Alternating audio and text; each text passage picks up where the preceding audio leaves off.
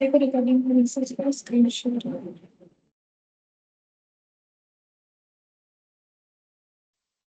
Yes ma'am.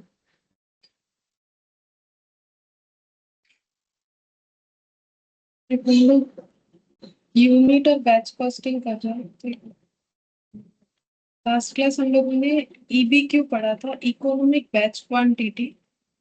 Economic batch quantity एक ऐसा quantity होता है जिसमें अगर हम लोग प्रोडक्शन करते हैं तो हम लोग का सेटिंग अप कॉस्ट और कैरिंग कॉस्ट जो है दोनों इक्वल होता है। ठीक है, और यही सबसे चीपेस्ट क्वांटिटी ऑफ प्रोडक्शन होता है। मतलब अगर इस क्वांटिटी में अगर हम लोग प्रोडक्शन करेंगे तो हम लोग के लिए सबसे सस्ता पड़ेगा। अच्छा, अब इसका हम लोग प्रूफ भी देखे थे, एक बार चेक कर लेते हैं कि हम लोग का कौन कौन सा क्वेश्चन हो चुका है। इलास्ट्रेशन वन हो गया, इलास्ट्रेशन टू भी हो गया, इलास्ट्रेशन थ्री भी हो गया, फोर भी हो गया था, लास्ट क्लास फाइव, फाइव शायद किया था मैंने।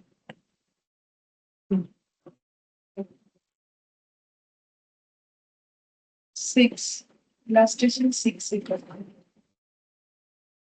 बोल रहा है कि messrs KBC bearing Limited is committed to supply 48,000 bearing per annum to Messrs KMR fans on a steady daily basis. तो केबीसी बियरिंग लिमिटेड जो है उन्होंने कमिटमेंट किया है कि 48,000 बियरिंग पर एनम मतलब ईयरली सप्लाई करेंगे messrs K M R fans on a steady daily basis पे सप्लाई होगा। और ईयरली देखा जाए तो 48,000 बियरिंग सप्लाई होगा। It is estimated that it cost ₹1 as inventory holding cost. तो देखो हम लोग को होल्डिंग कॉस्ट यानी कैरिंग कॉस्ट क्वेश्चन में खुद बता दिया है कि कैरिंग कॉस्ट इस बियरिंग को, एक यूनिट बियरिंग को रखने का कैरिंग कॉस्ट जो है वो है हम लोग का ₹1।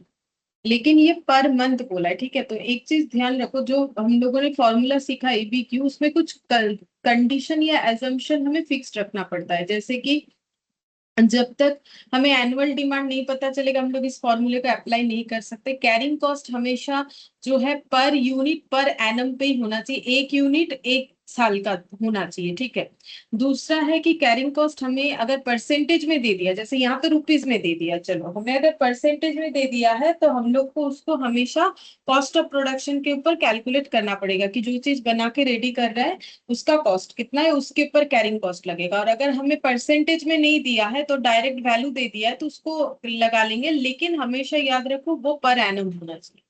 And that the setup cost per run of bearing manufacture is 3,200। setup cost है 3,200 पर run of bearing। इसका मतलब है कि एक बार बियरिंग बनाने का मतलब एक बैच में जितना भी बियरिंग्स बनेगा उसको एक रन बोल रहे हैं, मतलब एक बार। ठीक है, एक बार जो बन के आ रहा है, बन के प्रोड्यूस होके आ रहा है तो उसको हम लोग बोलते हैं पर रन या पर बैच। ठीक है, पर रन भी बोल सकते हैं। तो एक बार सेटअप कॉस्ट लगता है 3,200। ठीक है, determine the optimum run size of bearing manufacture. तो ऑप्टिमम मतलब सबसे बेस्ट जो रन साइज है, रन का मतलब अभी मैंने बोला कि एक बैच में जितना होगा उसको हम लोग बोलते हैं रन साइज। ठीक है, तो बैच साइज, रन साइज का मतलब ही बैच साइज। तो हम लोग को बताना है कि ऑप्टिमम बैच साइज कितना होगा बियरिंग मैन्युफैक्चर का। तो ऑप्टिमम का मतलब हो जाता है जो बेस्ट होता है, बेस्ट तो ईबीक्यू ही होता है क्योंकि वहां पर कैरिंग कॉस्ट और सेटअप कॉस्ट दोनों इक्वल होता है। तो मतलब पहला बात है कि इसमें हमें पॉइंट वन में ईबीक्यू निकालने बोला है। दूसरा बोल रहे हैं state what would be the interval between two consecutive optimum run. अच्छा, ये हम बताएंगे क्या है, पहले तुम लोग मुझे वन का जो है आंसर खुद से निकाल के बताओ, अगर नहीं होगा तो हम करके देंगे। इलास्ट्रेशन सिक्स दिखा देते हैं क्वेश्चन। क्वेश्चन नंबर वन, सबसे पहले तो हम लोग को ईबीक्यू निकालना है क्योंकि ऑप्टिमम रन साइज निकालने के लिए बोला है। तो 2 into A into S annual demand divided by setting up cost divided by C यानी carrying cost per unit per annum. ठीक है, तो टू तो फिक्स्ड है, बाकी सारे वैल्यूज पुट करने, पुट करके आंसर निकालना है। क्वेश्चन दिखा देते हैं एक बार, तो मुझे बताओ कितना होगा आंसर।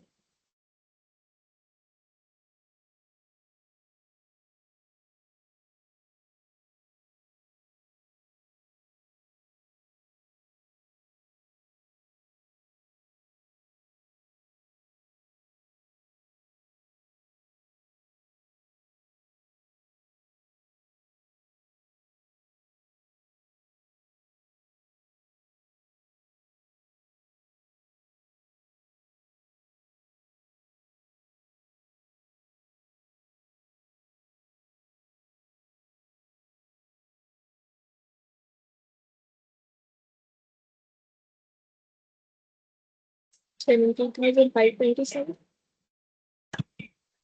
इतना तो नहीं।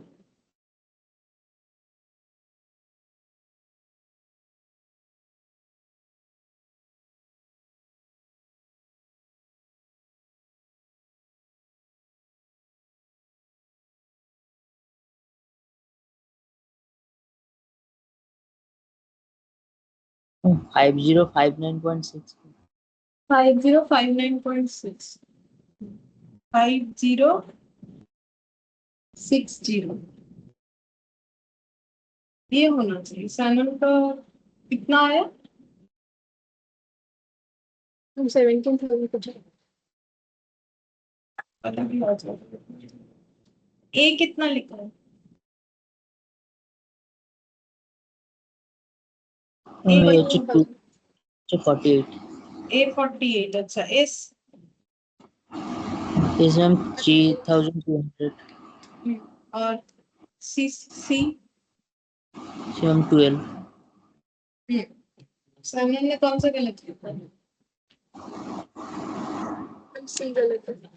मैंने हिंट्स दिया हमेशा, ये पर यूनिट पर एनम क्यों, तो ये तो 48,000 गिवन है। ये भी गिवन है। कैरिंग कॉस्ट पर मंथ दिया है देखो, इसीलिए मैंने 2-3 बार इस बात को बोला। ठीक है, तो देखो कैरिंग कॉस्ट हमेशा पर एनम, ये जो है ₹1 बोल दिया है, बट पर मंथ बोला है ना, तो 1 मंथ का अगर ₹1 है तो मुझे तो ईयर का निकालना है, तो इंटू 12 करना पड़ेगा।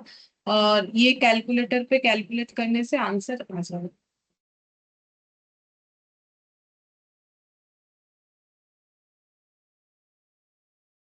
2 into 48,000 into 3200 डिवाइडेड बाई 12 और इस पे रूट 5059.64 मतलब 5060 यूनिट अप्रोक्सीमेटली। यूनिट नहीं, बियरिंग्स पर रन साइज। यूनिट नहीं है ये, नंबर ऑफ बियरिंग्स है, मतलब यूनिट दिया हुआ है, ये मैं कहना चाह रहा हूँ। तो यहाँ पर हो जाएगा बियरिंग पर रन साइज, मतलब एक बैच में इतना बियरिंग हमें प्रोड्यूस करना पड़ेगा। ठीक है, तो हम लोग के लिए सबसे सस्ता होगा। फिर बोल रहा है state what would be the interval between two consecutive optimum runs. इसका मतलब क्या है, बोल रहा है कि दो ऑप्टिमम रन साइज मतलब दो बैच साइज के बीच में इंटरवल कितना होगा। मतलब एक बैच में जो 50 कितना आया 5860 ये प्रोडक्शन होने के बाद मतलब कितने समय बाद फिर से दूसरा वाला बैच हम लोग, सॉरी दूसरा वाला, हाँ बैच हम लोग जो है मतलब फिर से दूसरे बैच में प्रोड्यूस होगा, इसका मतलब बोल रहा है। ठीक है, और नेक्स्ट पूछा है कि मिनिमम इन्वेंट्री होल्डिंग कॉस्ट, ये पूछा है। ठीक है, तो हमें गैप पूछा है दो रन साइज के बीच में, तो कैसे निकालें? इंटरवल और gap between two consecutive filling consecutive run size please बता दो। इसका मतलब फिर से सुनो, मतलब जैसे देखो कि 5060 का एक बार प्रोडक्शन हुआ, फिर नेक्स्ट प्रोडक्शन कितने समय बाद होगा। ठीक है, मतलब आज प्रोडक्शन किया तो क्या कल ही फिर से 5060 प्रोडक्शन होगा, या फिर और कुछ दिन बाद होगा, या फिर 1 महीने बाद होगा, कितने दिन बाद होगा, ये हम लोग को पता करना है। तो इसके लिए मतलब ये पूरे साल का हमें बताना है। ठीक है, तो हम लोग कैसे समझ सकते हैं कि इसका आंसर क्या होगा। तो सबसे पहले देखो, एक बैच में अगर 5060 बियरिंग्स प्रोड्यूस होता है, तो हम लोग कितने बैच में प्रोडक्शन करने से 48,000 बियरिंग का डिमांड फुलफिल कर पाएंगे। कितना बैच, नंबर ऑफ बैचेस में हमें ये डिमांड फुलफिल, मतलब कितने नंबर ऑफ बैचेस का यूज करना पड़ेगा, पहले ये बोलो।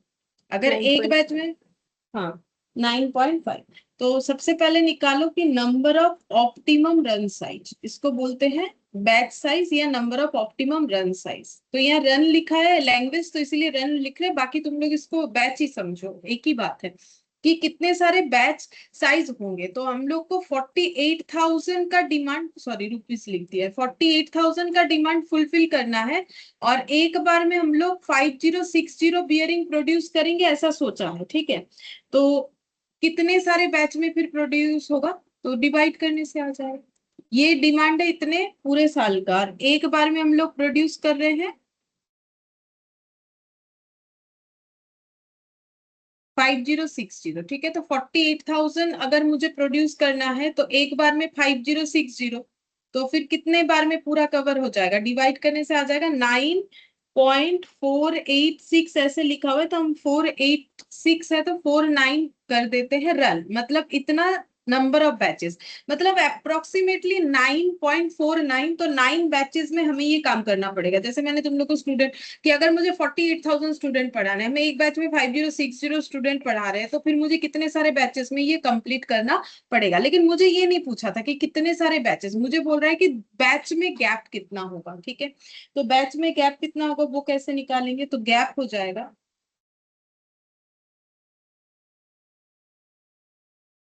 तो देखो अगर मुझे 9.49 बैचेस रन करवाने हैं, ठीक है, ये इतने सारे बैच कितने दिन में रन होगा, क्योंकि ये 48,000 का डिमांड फुलफिल करने के लिए हम लोग बोल रहे हैं। तो अगर हम ये गैप का आंसर डे में देना चाहते हैं, देखो गैप का आंसर हम लोग डे में भी दे सकते हैं, मंथ में भी दे सकते हैं, ठीक है, और जो है क्या बोलते हैं उसे वीक में भी दे सकते हैं, हम बता देंगे।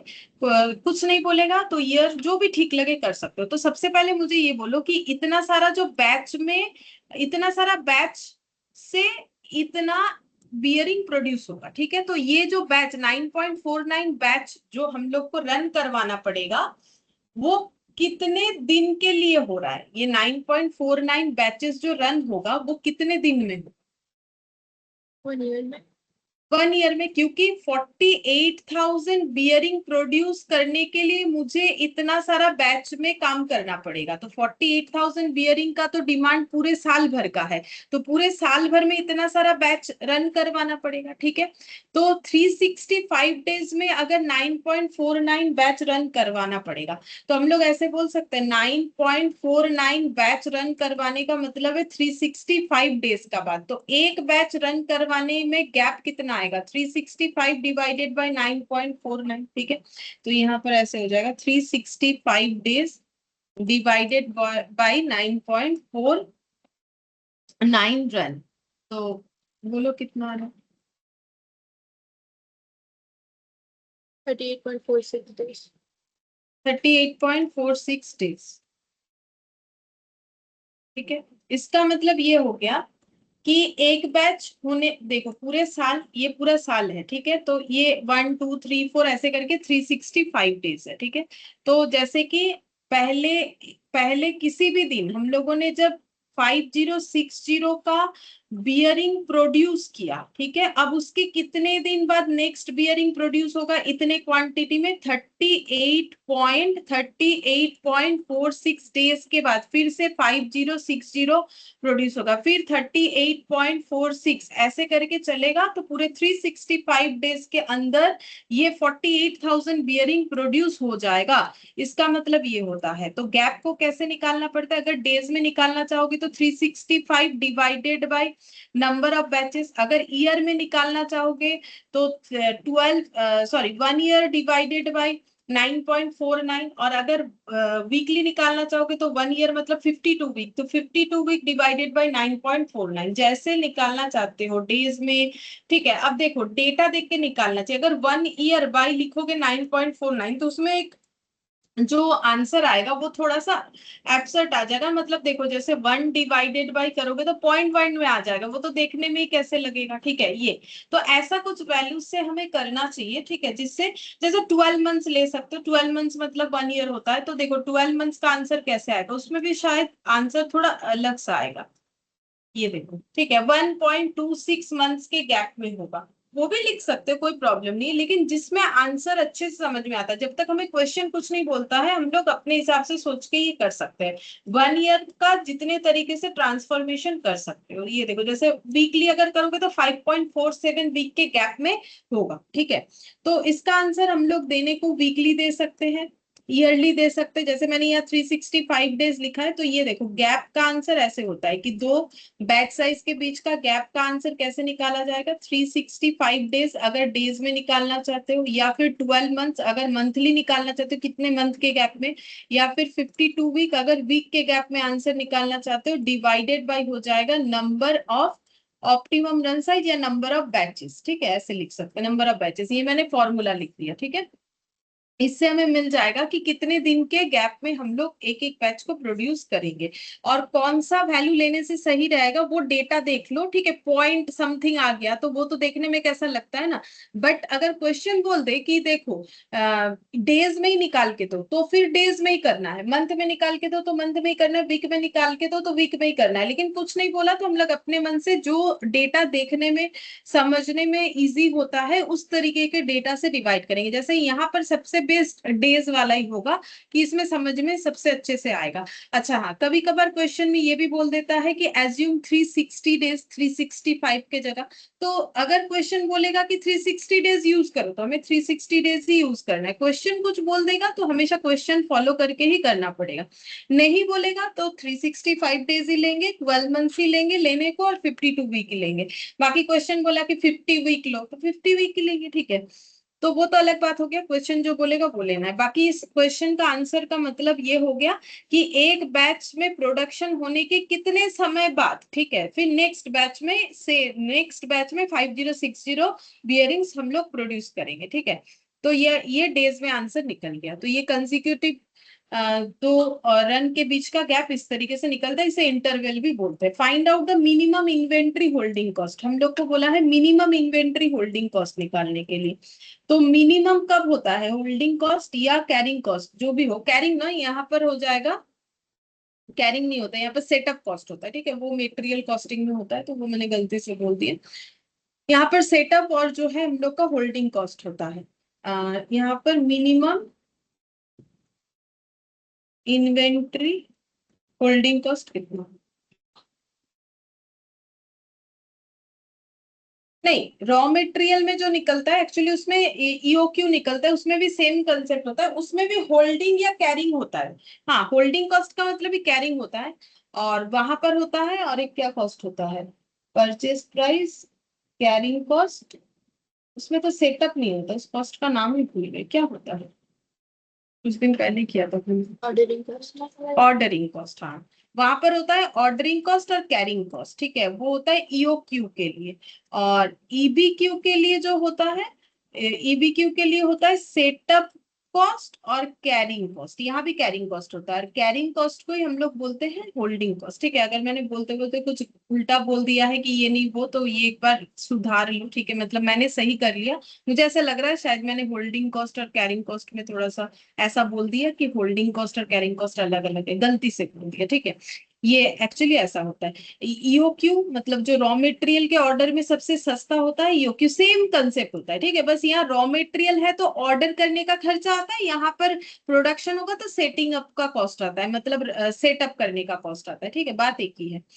तो ठीक है, देखो यहाँ पर हमें मिनिमम इन्वेंट्री होल्डिंग कॉस्ट निकालना है। कैसे निकालोगे, लास्ट क्लास सिखाया था फॉर्मूला कि कैसे करके निकालना है, और एक निकाल के भी दिखाया था। तो ये रहा कैरिंग कॉस्ट, कैसे निकालना पड़ेगा, half into EBQ into carrying cost per unit per annum. तो निकाल के बोलो कितना होगा,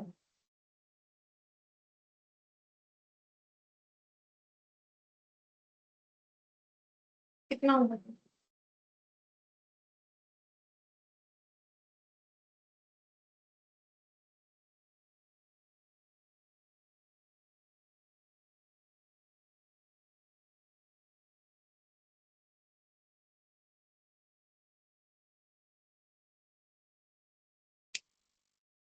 32,890। 30,000, 32,890। 32,890 30,360।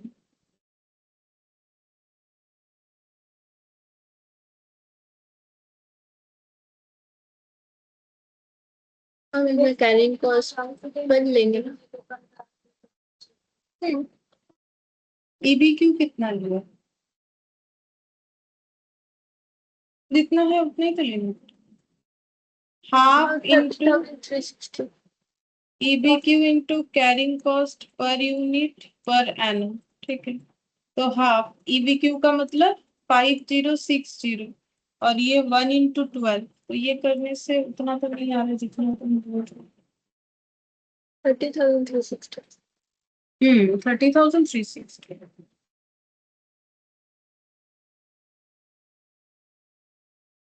30,360 ये हम लोग का बोला है ना मिनिमम इन्वेंट्री, तो इसको देख के सोचने का नहीं कि मिनिमम मतलब क्या होगा। मिनिमम तो यही सबसे मिनिमम है, इसी में सबसे चीपेस्ट प्रोडक्शन होगा EBQ, और किसी में नहीं हो सकता।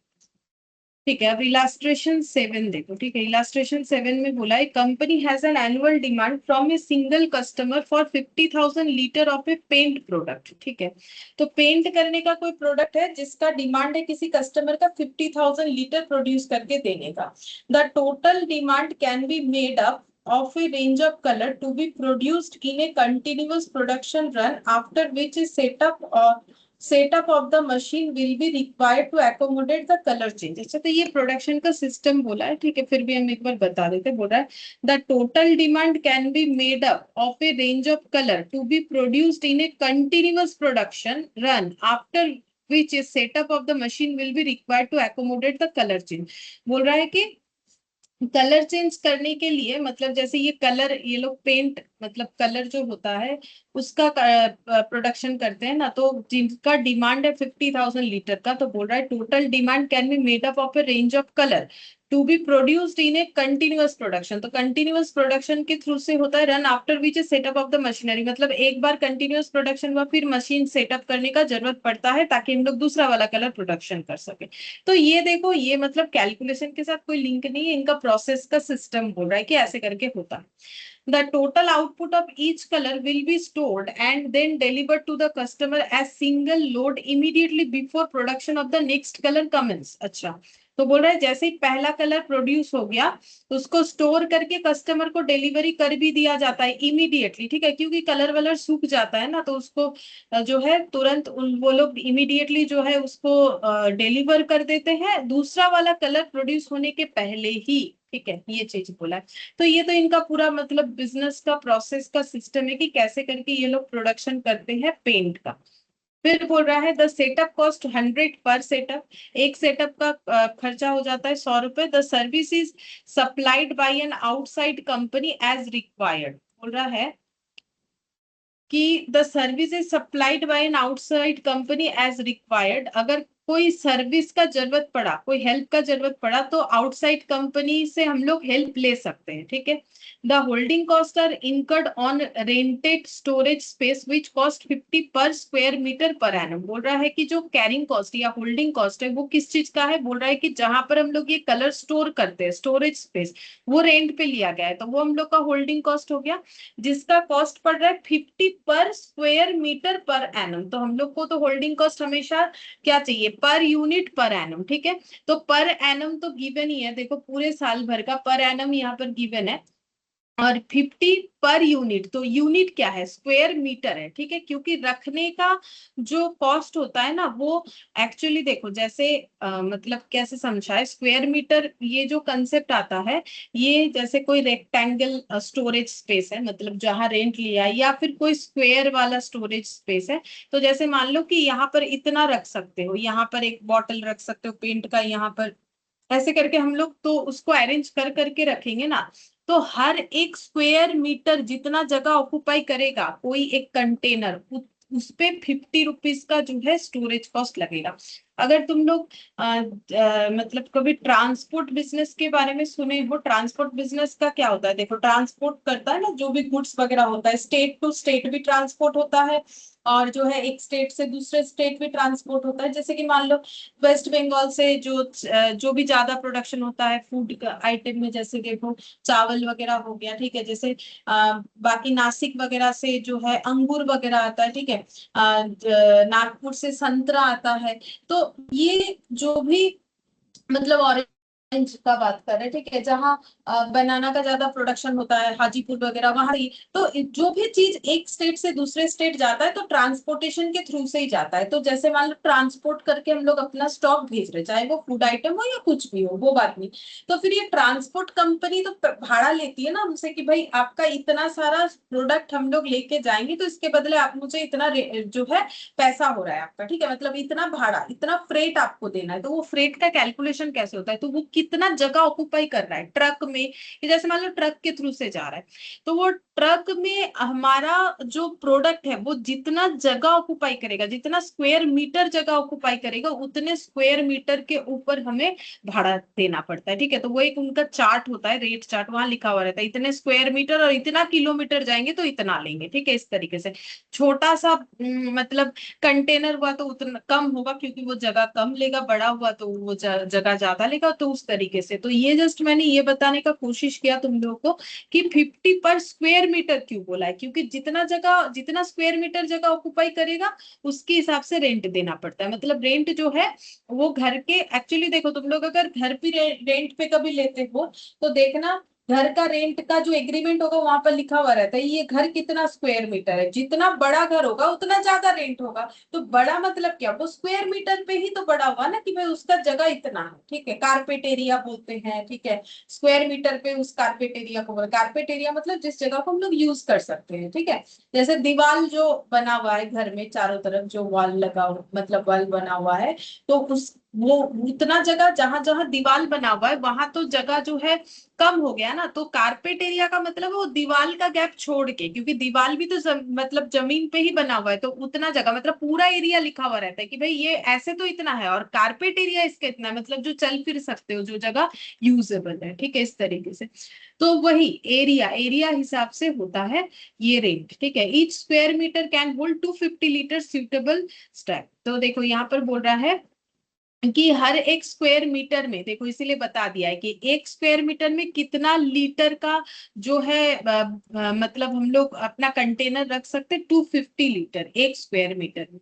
अच्छा, फिर बोल रहा है you are required to calculate the total cost per year where batches में range from 4000 to 10,000 litre in multiple of 1000 litres and hence choose the production batch size which will minimum the cost, ठीक है। तो पहला question ही देखो, उसके बाद second बोलेंगे। पहला क्वेश्चन बोल रहा है हम लोग को कैलकुलेट करके देना है टोटल कॉस्ट पर ईयर। तो टोटल कॉस्ट पर ईयर का मतलब क्या हो जाएगा, टोटल कॉस्ट का मतलब हो जाएगा होल्डिंग कॉस्ट और सेटअप कॉस्ट। दोनों को टोटल करोगे तो टोटल कॉस्ट, क्योंकि यहाँ पर तो दो ही कॉस्ट आता है, होल्डिंग और सेटअप, दोनों का टोटल करोगे तो टोटल कॉस्ट आएगा। तो हम लोग को टोटल कॉस्ट निकालना है, यानी total holding cost, total setup cost निकालना है। लेकिन यहाँ पर बैचेस कितना होगा वो हमें नहीं निकालने बोला है, हम लोग को बैचेस बोल दिया है कि बैचेस कैसे होगा, 4000 से शुरू करके 10,000 लीटर का बैचेस होना चाहिए। लेकिन सारे बैचेस मल्टीपल ऑफ 1000 लीटर में होना चाहिए। मल्टीपल ऑफ 1000 का मतलब है कि अगर 1000 से डिवाइड करोगे तो फिर वहां पर हम लोग का किसी तरीके से पॉइंट वगैरह नहीं आना चाहिए, ठीक है। तो स्टार्टिंग फ्रॉम 4000 ये बोला है। तो 4000 के बाद बैच साइज क्या लेंगे हम लोग, क्योंकि 4000 से 10,000 के बीच में सारा बैच साइज लेके हमें टोटल कॉस्ट निकालना है। तो एक बार 4000 का निकालेंगे, क्योंकि 4000 तो मल्टीपल ऑफ 1000 है। इसके बाद ऐसा कौन सा वैल्यू होगा जो मल्टीपल ऑफ 1000 होगा 4000 के बाद, मल्टीपल ऑफ 1000 मतलब फुल्ली डिविजिबल बाई 1000। 4000 के बाद क्या आता है, 4001, 4002 ऐसे करके ना, तो कितना होगा। 5,000। हाँ, 4000 के बाद जो डेटा है जो कि फुल्ली डिविजिबल बाई 1000 है वो तो 5000 है ना, क्योंकि उसके पहले कोई भी डेटा देख लो, 4001, 2, 3, 4, 5, 6 ऐसे करके कुछ भी काउंट कर लो, ऐसा कोई डेटा नहीं मिलेगा जो 10,000 से फुल्ली डिविजिबल होगा और उसमें कोई पॉइंट वगैरह नहीं आएगा। अच्छा, 5000 के बाद फिर कौन सा होगा। 6,000। हम्म तो ऐसे 10,000 तक क्या क्या होगा, 4000, 5000, 6000, उसके बाद क्या क्या लेना पड़ेगा, 7,000, 8,000, 9,000। और 10,000 भी लेंगे। क्योंकि 10,000 तक है ना, तो 4,000 से स्टार्ट होगा, 4, 5, 6, 7, 8, 9, 10। ये सारे बैच साइज का हमें क्या निकालना पड़ेगा, सारे बैच साइज का हमें टोटल कॉस्ट निकालना पड़ेगा, यानी सभी बैच साइज का इंडिविजुअली सेटअप कॉस्ट और इंडिविजुअली होल्डिंग कॉस्ट हमें निकालना पड़ेगा, और हम लोग को बोलना पड़ेगा कि कौन सा मिनिमम है वही हम लोग चूज करेंगे, and hence choose the production batch size which will minimise the cost. और बोल रहा है कि जो बैच साइज सबसे कम कॉस्ट ले रहा है वही वाला हम लोग उसी बैच साइज में हम लोग प्रोड्यूस करेंगे। ठीक है, नॉर्मली हमें बोल देता है कि ये डिमांड है, ऐसा है, वैसा है, तो जो सबसे सस्ता वाला बैच साइज है वो बताओ। यहाँ पर ऐसा नहीं है, यहाँ पर हमें एक रेंज दे दिया, बोल रहे इसमें से जो सबसे सस्ता होगा वो बताओ। ठीक है, तो वैसे ही कैलकुलेट करना पड़ेगा। तो इलास्ट्रेशन से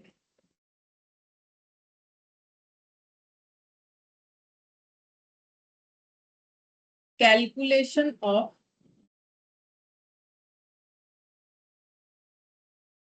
total cost per unit where batch size may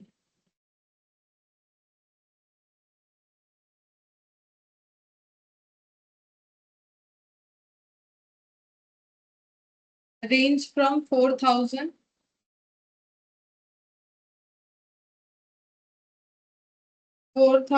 to 10,000 liter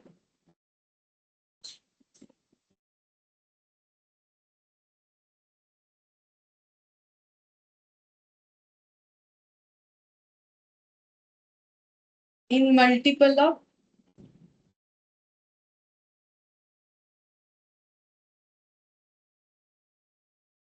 1,000 liter.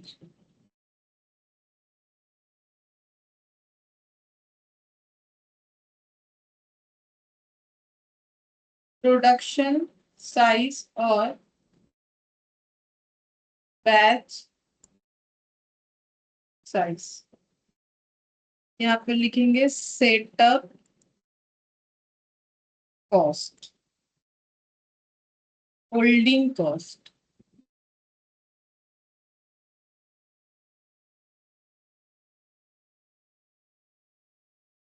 Total cost. ठीक है, तो सेटअप कॉस्ट को हम ए नाम दे देते हैं, होल्डिंग कॉस्ट को हम बी नाम दे देते हैं, तो टोटल कॉस्ट मतलब ए प्लस बी करेंगे। ठीक है, ताकि इस तरीके से हम लोग इसको प्रेजेंट करें। तो सबसे पहला प्रोडक्शन साइज है हम लोग का, बैच साइज है 4,000, तो 4,000 बैच साइज का सेटअप कॉस्ट क्या होगा। तो सेटअप कॉस्ट कैसे निकालते हैं, number of setup into setup cost. ये रहा 100, तो बोलो कैसे निकालोगे, कितना आएगा सेटअप कॉस्ट। सिखाया हुआ है लास्ट क्लास, पूरा फॉर्मूला इलाबोरेट करके बता दिया सेटअप कॉस्ट। 4 lakh.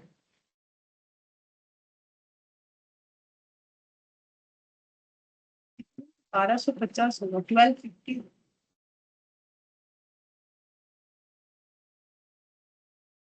इतना सारा सेटअप करना पड़ेगा, तो एक बैच में अगर 4,000 यूनिट प्रोड्यूस करेंगे, हमें कितना डिमांड फुलफिल करना है, कितना लीटर पेंट का डिमांड फुलफिल करना है। अरे बोलो, 10,000.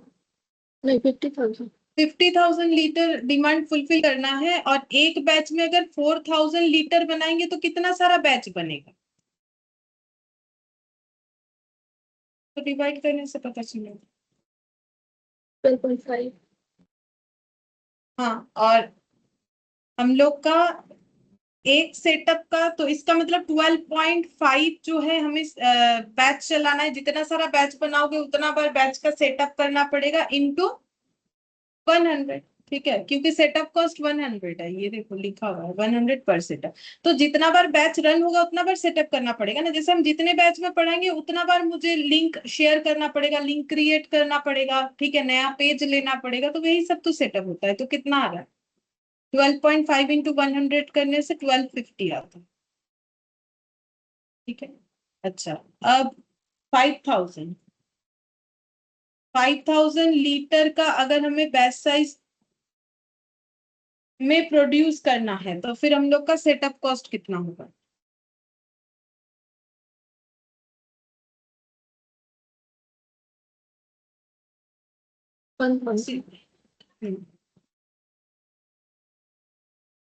ये हो जाएगा 1000, 6000 लीटर।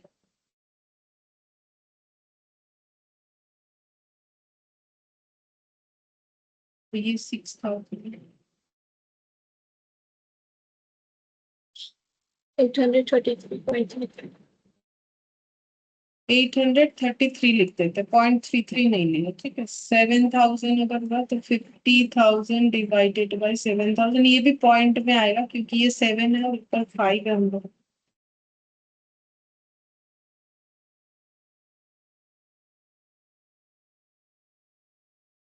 714.28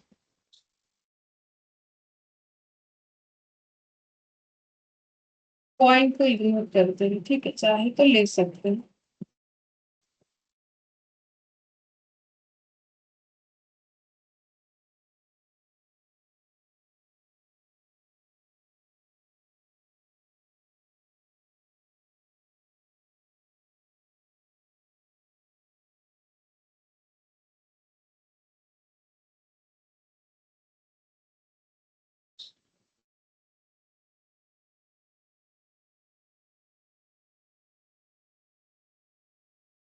$625 हम्म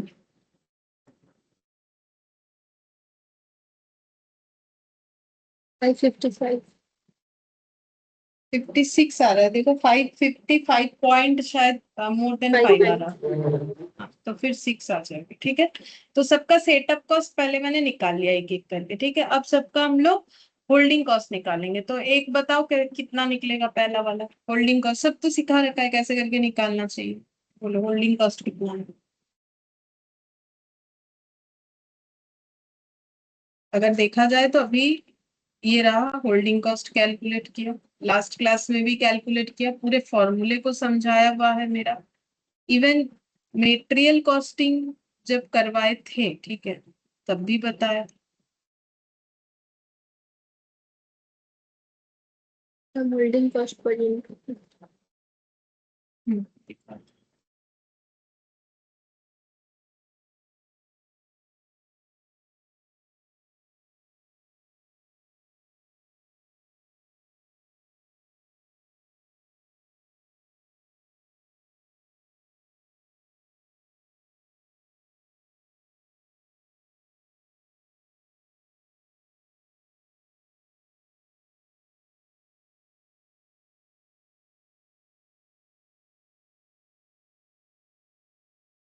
बोलो carrying cost per unit per annum या holding cost per unit per annum कितना होगा।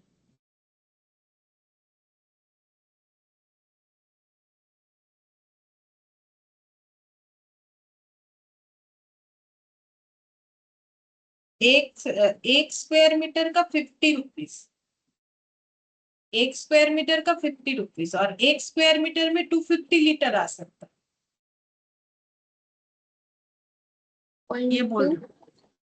हाँ 0.20%, ठीक है। तो कितना कितना लिखेंगे, फॉर्मूला क्या होता है, half into economic batch quantity. तो यहाँ पर बैच साइज जो है वही लिखेंगे, यही वाला इकोनॉमिक है कि नहीं वो तो बाद में खुद ही चेक करने बोला है। इंटू कितना कितना होगा, 0.2 हम्म 0.20, कितना आ रहा है,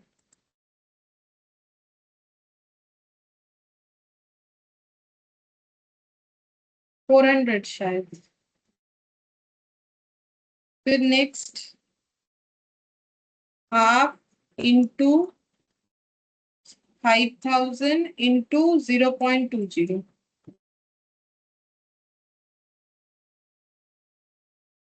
500 ये वाला सेकंड वाला 500, yes ma'am. थर्ड वाला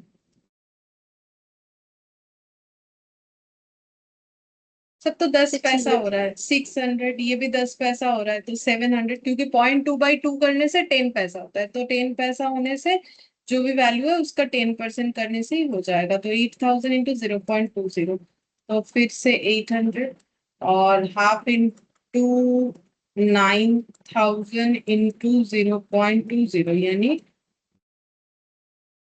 900 half into 10,000 into 0.20 ये कितना होगा 10,000 1000 ठीक है। अब टोटल कॉस्ट मतलब दोनों का टोटल करना पड़ेगा, तो टोटल करो 1250 प्लस 400 1650 1650 ये हो जाएगा 1500 ये हो जाएगा 8 प्लस 6 8 9 1333 13 1433 yes ma'am 1433 so 771414 अच्छा 8 और 6 1425 1425 9 प्लस 5 1456 और 1500 ठीक है। तो इसमें सबसे चीपेस्ट कौन सा है और सबसे सस्ता कौन सा है? 1414 ये वाला है चीपेस्ट। ठीक है, तो हम लोग को बोला था जो चीपेस्ट होगा उसी बैच साइज में हम लोग प्रोड्यूस करेंगे। तो मिनिमम टोटल कॉस्ट हो गया हम लोग का 1414, तो 7000 लीटर हम लोग का मिनिमम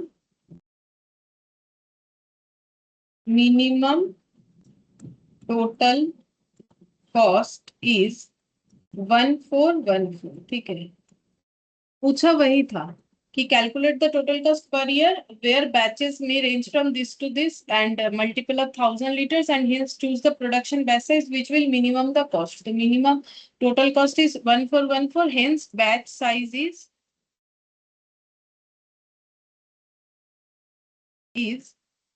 7000 लीटर। बैच साइज हम लोग का 7000 लीटर हमें चूज करना पड़ेगा। अब एक चीज देखो, मिनिमम कब होता है? जब होल्डिंग और कैरिंग कॉस्ट सॉरी होल्डिंग यानी कैरिंग होता है, सेटअप और होल्डिंग या कैरिंग कॉस्ट इक्वल होगा। ठीक है, जैसे यहाँ देखो बहुत ज्यादा डिफरेंस है, ये 1250 है ये 400 है, तो ये चीपेस्ट हो ही नहीं सकता है। ठीक है, अच्छा ये देखो 1000 ये 500, लगभग 2 टाइम्स। ठीक है, लगभग क्या पूरा पूरा 2 टाइम्स, 500 का डबल 1000 होता है, ये भी पॉसिबल नहीं है। जिसमें दोनों इक्वल होगा वही हम लोग का चीपेस्ट होगा। ये देखो 833 600, यहाँ भी डिफरेंस 233 का हो गया। ये वाला देखो 714 और 700, डिफरेंस यहाँ भी है लेकिन बहुत ही नियरेस्ट आंसर आया हुआ है। और डिफरेंस इस वजह से है बिकॉज कुछ अप्रोक्सीमेशन भी है इसीलिए। ठीक है, तो देखो 714 और 700, बाकी सबके तरह डिफरेंस नहीं, यहाँ पर डिफरेंस सिर्फ 14 रुपीज का आ रहा है, बाकी सब जगह में उस काफी ज्यादा डिफरेंस है, 200 300 डबल। ठीक है, ये देखो 625 800 556 900 500 1000, तो बाकी सब कभी भी चीपेस्ट हो ही नहीं सकता। चीपेस्ट वही होता है जहां पर कैरिंग कॉस्ट और होल्डिंग कॉस्ट और जो सेटअप कॉस्ट है वो दोनों इक्वल हो। ठीक है, तो सबसे नियरेस्ट यही वाला था 7000 लीटर, जहां पर सेटअप कॉस्ट 714 है और जो कैरिंग कॉस्ट या होल्डिंग कॉस्ट है वो 700 है, तो ही हम लोग का चीपेस्ट होगा, अदरवाइज नहीं होगा। ठीक है, अच्छा अब ये 0.20 कैसे आया, वो अगर नहीं समझ में आया तो हम बता देते हैं। यहाँ पर वर्किंग नोट बनाते हैं, holding cost per unit per annum. ठीक है, तो देखो यहाँ पर बोला है 50 per square metre per annum. ठीक है, 50 per square metre per annum, rupees 50 per square metre per annum हम लोग को निकालना पड़ेगा पर यूनिट पर एनम। ठीक है, तो फिर 250 लीटर, एक स्क्वायर मीटर में 250 लीटर आता है, मतलब हम लोग ये बोल सकते हैं कि 250 लीटर के लिए कितना खर्चा आ रहा है। मतलब ये चीज समझ में आया ना? देखो यहाँ पर बोल रहा है कि पर स्क्वायर मीटर पर एनम। ठीक है, मतलब मान लो ये अगर पूरे घर का 1 स्क्वायर मीटर है, ठीक है, तो यहाँ पर रखने का खर्चा होगा 50 रुपए, और बोल रहा है 1 स्क्वायर मीटर में 250 लीटर का जो है कंटेनर आ जाता है, तो 250 लीटर के लिए कितना रेंट देना पड़ता है? 50 रुपीज। ठीक है, तो 1 लीटर के लिए कितना देना पड़ेगा? तो 250 के लिए 50 रुपीज, तो 1 लीटर के लिए 50 डिवाइडेड बाय 250 लीटर पर स्क्वायर मीटर। ठीक है, तो हम लोग को क्या निकालना पड़ता है, पर यूनिट पर एनम। तो ये तो पर स्क्वायर मीटर का रेंट बता रखा है, लेकिन हमें पर लीटर का रेंट निकालना है ना, पर लीटर का होल्डिंग कॉस्ट निकालना पड़ेगा, क्योंकि होल्डिंग कॉस्ट आता है पर यूनिट पर एनम। ठीक है, तो पर एनम तो गिवन है, बट स्क्वायर मीटर के हिसाब से, तो स्क्वायर मीटर तो मेरा यूनिट नहीं है, मेरा यूनिट तो लीटर है, जो चीज हम प्रोड्यूस कर रहे हैं। ठीक है, तो एक चीज तो ये बताए कि अगर ये मेरा रेंटेड स्पेस है, ठीक है, ये अगर मेरा 1 स्क्वायर मीटर है, यहाँ पर 250 लीटर का एक जो है कंटेनर आ जाता है, उसके लिए मुझे 50 रुपीज का रेंट पेयर करना पड़ेगा पूरे ईयर में। तो 250 लीटर के लिए 50, तो 1 लीटर के लिए 250 डिवाइडेड बाई 250, यानी कितना हो जाएगा 0.2।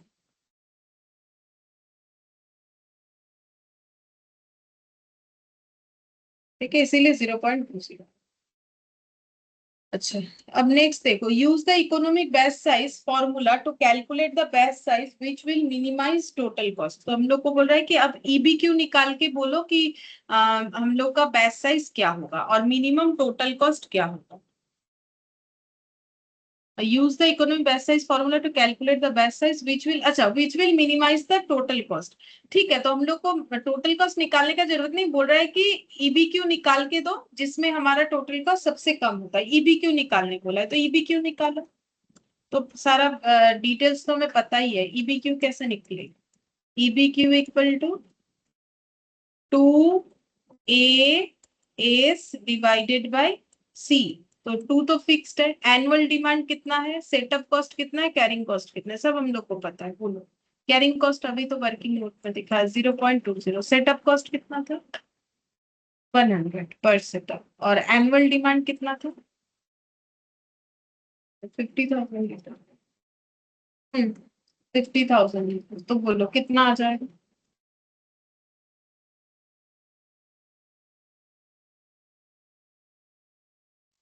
70-71.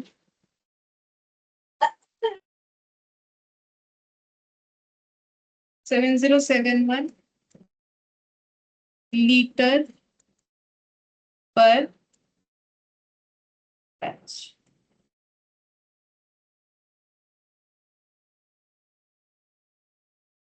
सब कुछ तो नहीं बोला, इलास्ट्रेशन सब कंप्लीट हो गया। अब हम लोग, ये वाला हो गया था ना क्वेश्चन नंबर 1, हाँ हो गया।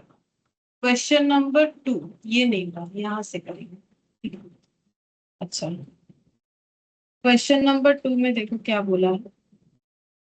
बोल रहा है कि Rio limited undertakes to supply 1,000 unit of component per month for the month of Jan Feb and March. Jan Feb और मार्च में इन्होंने 1,000 यूनिट करके कंपोनेंट सप्लाई देने का बोला है, हर मंथ 1,000 तो 3 मंथ्स का 1,000 every month a batch order is open against which material and labour cost are booked at actual. बोल रहा है कि हर मंथ हम लोग ये बैच ऑर्डर को ओपन करेंगे, मतलब 1,000 यूनिट के लिए क्या खर्चा लग रहा है, मटेरियल का, लेबर का, वो सब हम लोग देखेंगे। Overhead are divide at a rate per labour hour, जैसा क्वेश्चन हम लोगों ने लास्ट क्लास किया था। तो ओवरहेड को कैसे अप्लाई करना है, बोल रहा है कि लेबर आवर के रेट के बेसिस पे अप्लाई करना है। ठीक है, मतलब ओवरहेड का खर्चा लेबर आवर के बेसिस पे लगेगा। The selling price is contracted at 15 per unit.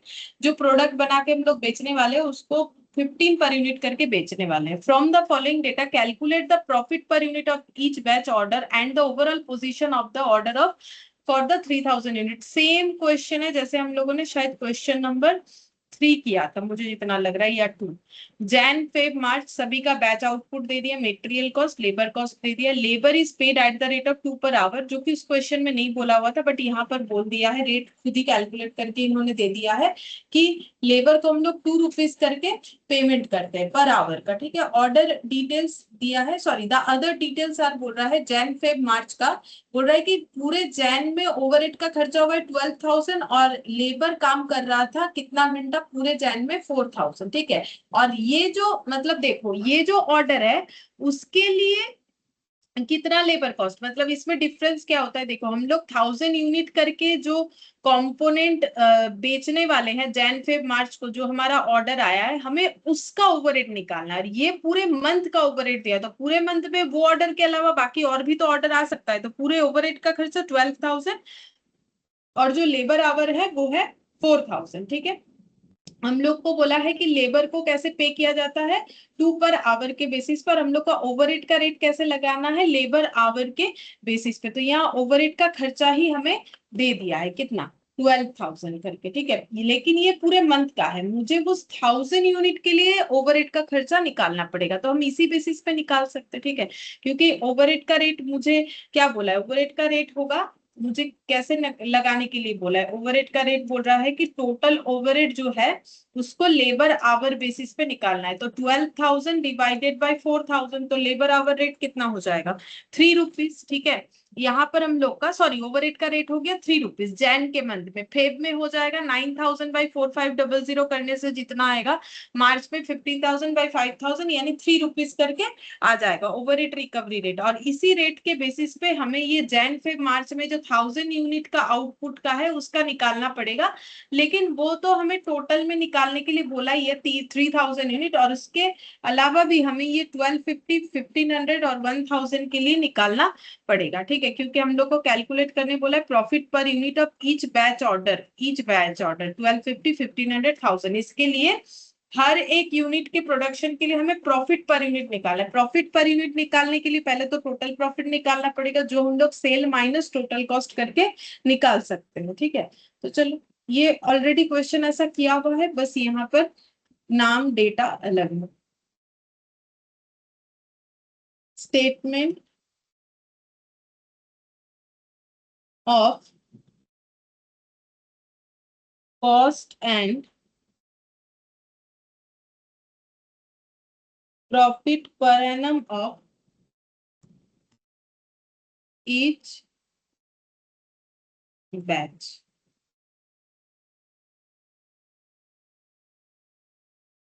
Jain, Feb, March और टोटल पर्टिकुलर से।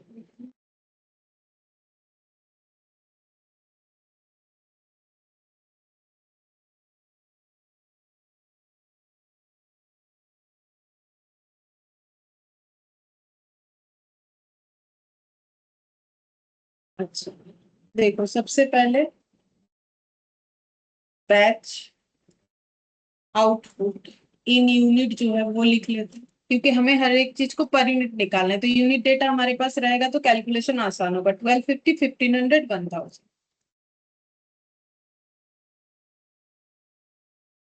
तो टोटल कितना हो जाएगा, 1000, 1000, 1000, 3000, 3750,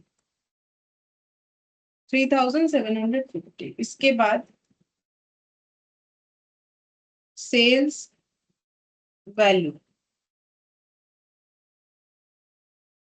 एट द रेट ऑफ 15 करके, तो कितना हो जाएगा, 15 इंटू ए, तो 1250 का सेल वैल्यू निकालना पड़ेगा ना। बैच साइज का प्रॉफिट निकालने बोल रहा है, तो अगर हम लोग जैन में 1250 यूनिट प्रोड्यूस करेंगे तो 15 रुपीज करके बेचेंगे तो कितना मिलेगा, 18,750, 1500 इंटू 15, 15, 225 होता है, 22500, और 15 इंटू 1000 तो 15,000। तो टोटल कितना हो जाएगा, 15,000, 18,750,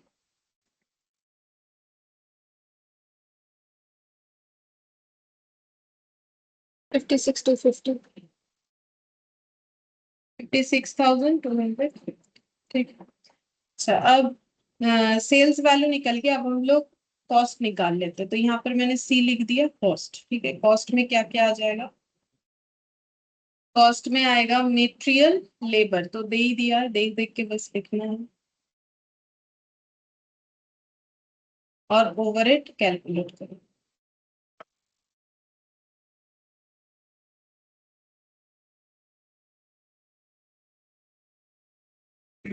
ट्वेल्व फिफ्टी, 1500, 1000, सॉरी, 6250, 9000, 5000, 6250, 9,000 और 5000, 9,000 प्लस 5,000, 14, 14 और 6 हो जाएगा 20,250, और लेबर हो गया 2500, 3000, 2000, और 3000 और 2000, 5000, 5000 और 2000, 7,500। अच्छा, ओवरहेड का कितना होगा, उसके लिए हम लोग को बनाना पड़ेगा वर्किंग नोट। ठीक है, तो वो बना लेंगे। ओवरहेड का खर्चा आ जाएगा, फिर हम लोग कैलकुलेट करेंगे यहाँ पर डी पॉइंट देके टोटल कॉस्ट। ठीक है, टोटल कॉस्ट कैलकुलेट करेंगे। अच्छा, जैसे ही टोटल कॉस्ट आ जाएगा तो फिर हम लोग निकालेंगे पॉइंट ई में प्रॉफिट पर बैच। ठीक है, तो एक एक बैच का प्रॉफिट मतलब 1250 यूनिट प्रोड्यूस करके बेचने का प्रॉफिट 1500 क्योंकि ये सब एक एक बैच में प्रोड्यूस हो रहा है। तो फिर सेल्स वैल्यू माइनस कॉस्ट हो जाएगा, तो बी माइनस डी हो जाएगा। ठीक है, बी माइनस डी करने से हम लोग को पता चल जाएगा प्रॉफिट पर बैच। ठीक है, फिर हम लोग निकालेंगे प्रॉफिट पर यूनिट, जो कि हम लोग का क्वेश्चन। ठीक है, तो प्रॉफिट पर यूनिट तो वो कैसे निकलेगा, तो टोटल बैच का प्रॉफिट जो कि ई नंबर से निकलेगा। ठीक है, ई लिख दिया, डिवाइडेड बाय क्या करना पड़ेगा, total profit divided by number of unit, जो कि ए पॉइंट में लिखा हुआ है। तो ई बाई ए करोगे तो आ जाएगा प्रॉफिट पर यूनिट। यही हम लोग को पूछ रखा है। ठीक है, फिर हम लोग को बताना है overall position.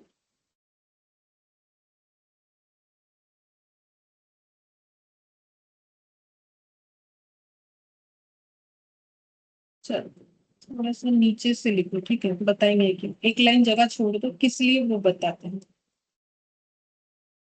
Overall position of the order size of 3000 unit.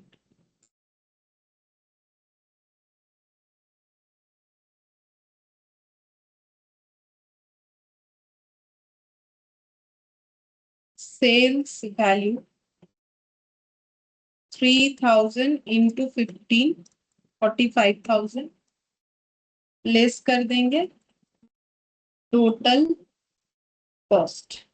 तो 3000 इंटू जितना आएगा तो प्रॉफिट आ जाएगा या लॉस जो भी आएगा।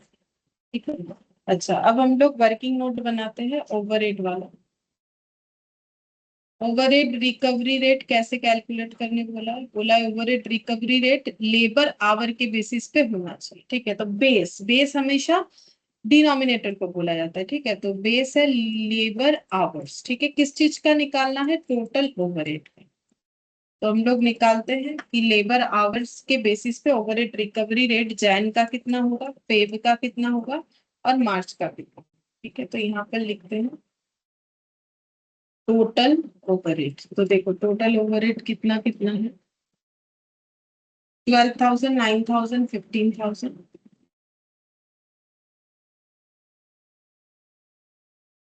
और लेबर आवर्स 4,000 थी, 4500 था और 5,000, 4500 और 5,000। ठीक है, और ये जो फॉर्मूला ऊपर लिखा है मतलब एक्चुअली जो हमें क्वेश्चन बोल दिया है उसके हिसाब से ओवरहेड रिकवरी रेट हो जाएगा ए बाई बी। यहाँ पर ए नाम दे देते हैं, ये ए बी सी, तो ए बाई बी करने से आ जाएगा। तो 12,000 बाई 4,000 3, 9,000 बाई 4500 मतलब 2 और ये हो जाएगा 3।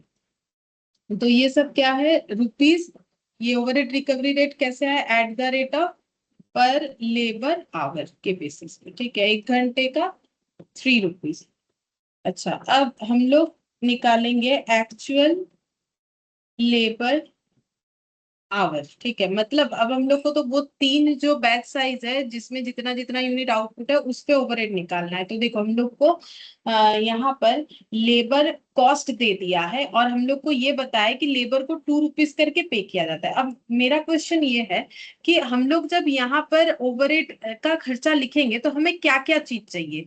तो हम लोग को ओवरहेड का खर्चा लिखने के लिए ओवरहेड रिकवरी रेट चाहिए और लेबर आवर्स चाहिए। तो ओवरहेड रिकवरी रेट तो अवेलेबल है, जैन का 3, ठीक है, फेब का 2 और मार्च का 3। ठीक है, तो हम लोग को क्या चाहिए, रेट तो पता है, हम लोग को लेबर आवर चाहिए। देखो ओवरहेड रिकवरी, ये क्रॉस मल्टीप्लीकेशन करो, overhead recovery rate into labour our करोगे तो टोटल ओवरहेड आ जाएगा। ठीक है, तो उसके लिए हम लोग को लेबर आवर्स निकालना पड़ेगा। तो लेबर आवर्स कैसे निकालोगे, तो हम लोग को लेबर कॉस्ट पता है 2500। तो कॉस्ट जो है वो कैसे करके इनकर्ड हुआ है, बोल रहा है कि 1 घंटे का 2 रुपए दिया जाता है। ठीक है, फॉर 1 आवर 2 रुपीज पे किया जाता है। तो 2500 जो पे किया है वो कितने आवर्स काम करने के लिए पे किया है,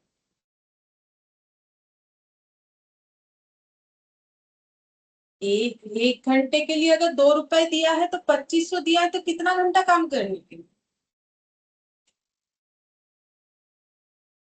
1250. 1250 डिवाइड करना पड़ेगा, ठीक है। तो एक्चुअल लेबर आवर निकालो, 2500 divided by eight the rate of 2 करके, ठीक है। तो एक्चुअल लेबर आवर निकल जाएगा, तो ये हो जाएगा 1250 आवर्स, ठीक है। तो अब हम लोग निकाल लेंगे ओवरहेड कॉस्ट। ओवरहेड का कॉस्ट जो कि हमें बोला है लेबर आवर बेसिस पे होगा, तो 1250 इंटू 3 कितना हो जाएगा? 3750। यहाँ पर भी सेम तरीके से eight the rate of 2, eight the rate of 2, और पेमेंट है 3000 2000।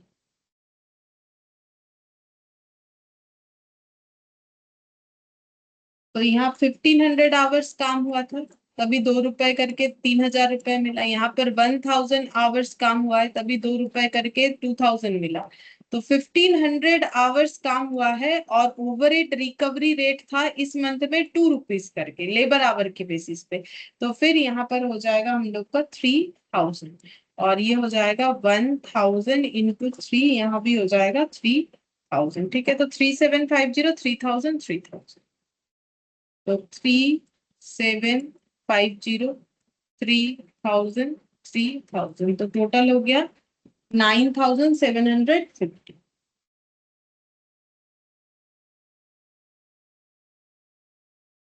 अच्छा, अब हम लोग निकालेंगे टोटल कॉस्ट। एक काम करते हैं, इसमें ऐसे लाइन लगा देते हैं। तो टोटल कॉस्ट कितना आ जाएगा? 3366 प्लस 9 हो जाएगा 15000। 3 + 2 5 5, ये हो जाएगा हम लोग का 10000। और ये हो गया 6 11 11 और 12 12 450 450 या 500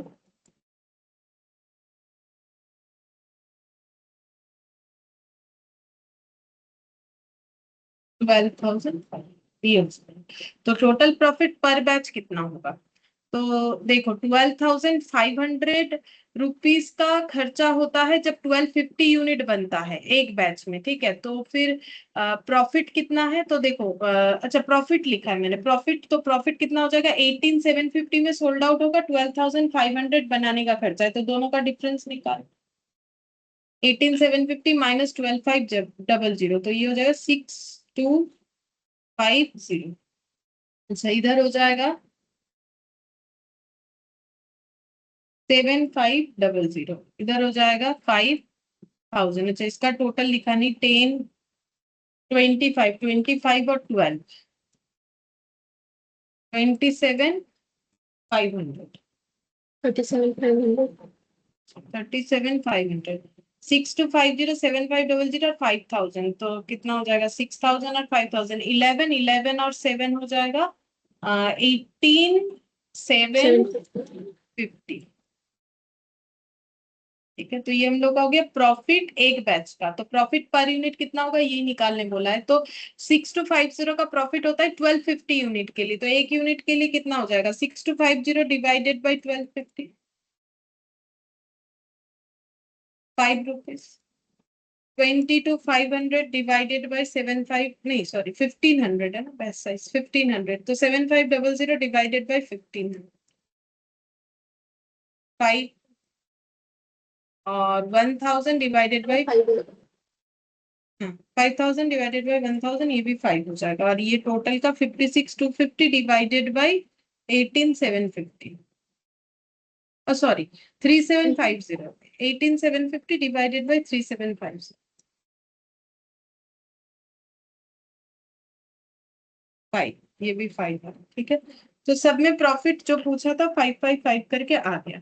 अच्छा, अब हम लोग को यहाँ पर लगाना था total cost, cost per unit, ठीक है। अब कॉस्ट पर यूनिट कैसे लगाएंगे? 3000 यूनिट के लिए तो हम लोग को चाहिए टोटल में कॉस्ट पर यूनिट चाहिए, क्योंकि 1250 यूनिट का कॉस्ट लेके भी फायदा नहीं है, 1500 के का भी लेके फायदा नहीं है, 1000 का भी लेके फायदा नहीं। इसका लेंगे तो इसका क्यों नहीं लेंगे, या फिर ये लेंगे तो ये क्यों नहीं लेंगे? इस कंफ्यूजन को दूर करने के लिए हमें टोटल में कॉस्ट लेना चाहिए, इसीलिए एक नीचे का कॉलम बाकी रखा है, ताकि कॉस्ट जरूरत है कैलकुलेट कर लेते हैं। तो कॉस्ट पर यूनिट कितना है। तो कॉस्ट पर यूनिट कितना, टोटल कॉस्ट 12,500, 1250 यूनिट बनने के लिए। तो फिर टोटल कॉस्ट पर यूनिट हम लोग अगर इंडिविजुअली जरूरत नहीं है फिर भी निकाल ले रहे हैं, हमें टोटल का जरूरत है वैसे देखा जाए तो 3750 टोटल और टोटल कॉस्ट 37,500, तो ये 10 आ जाएगा। ठीक है, इसी से काम हो जाएगा, बाकी का जरूरत नहीं है। लेकिन फिर भी अगर निकालोगे तो सभी में देखो 10 आ रहा है, क्योंकि 15,000 बाई 1500, 10,000 बाई 1,000, तो सभी में 10 आ रहा है,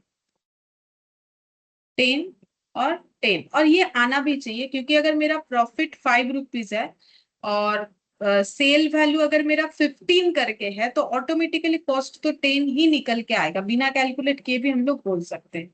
तो @10 करके यहाँ पर हो जाएगा ये 30,000। ठीक है, ये 10 हम लोगों ने कौन सा वाला लिया है, सभी में सेम आए बात अलग है, लेकिन लिया है ये टोटल वाला। ठीक है, अच्छा अब हम लोग माइनस कर लेते हैं, कितना आ जाएगा 15,000। ठीक है, ये हम लोग का हो गया प्रॉफिट।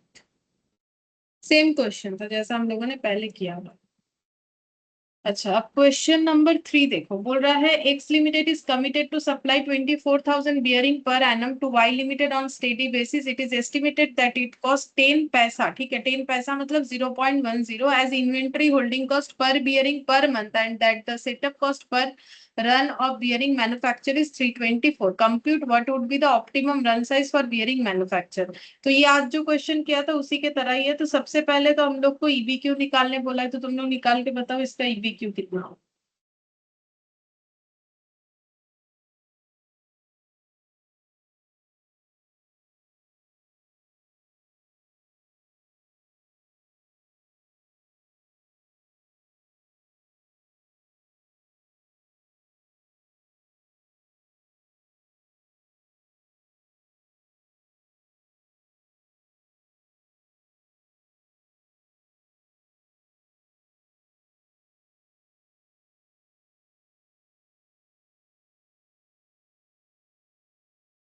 थ्री सिक्सटी আসবে। হ্যাঁ 360 নয় 3600 আসে 3,600।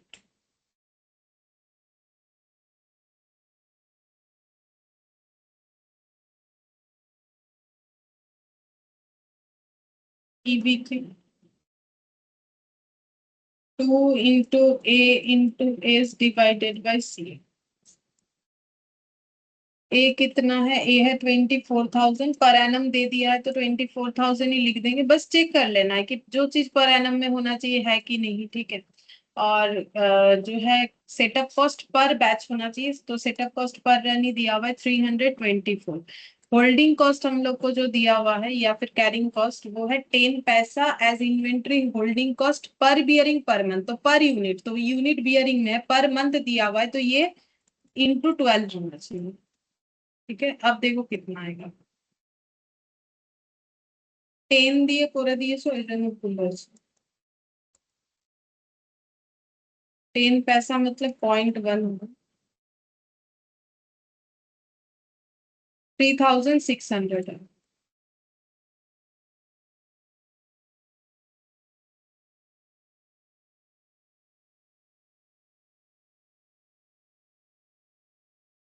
एक बैच में 3,600 नंबर ऑफ बियरिंग्स बनना चाहिए। फिर बोल रहे assuming that the company has a policy of manufacturing 6,000 bearing per run.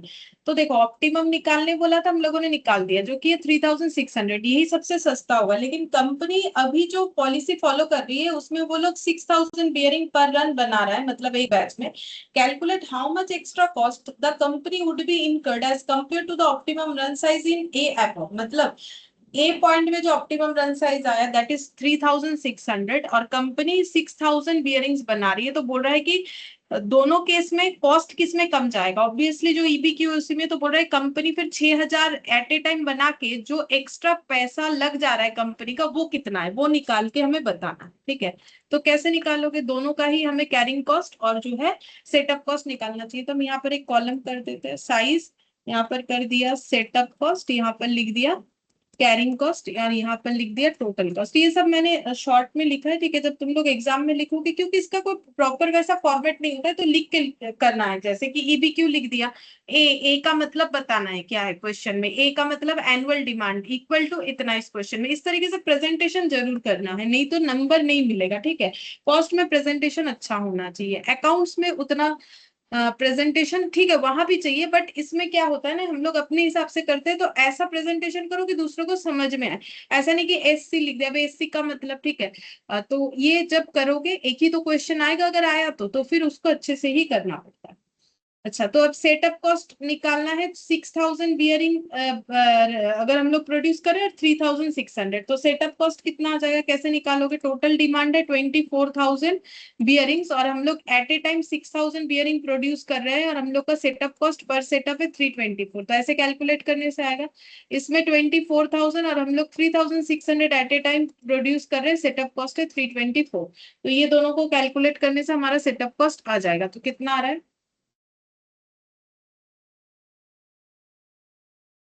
निकाल। 1296. 1296, और ये वाला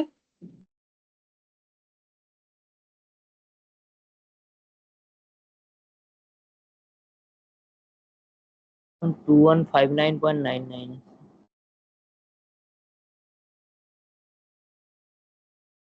59.99 मतलब 2160। 2160, और कैरिंग कॉस्ट कैसे निकालोगे? Half into batch size into carrying cost per unit per annum, तो 0.10 इंटू 12 कितना आ जाएगा?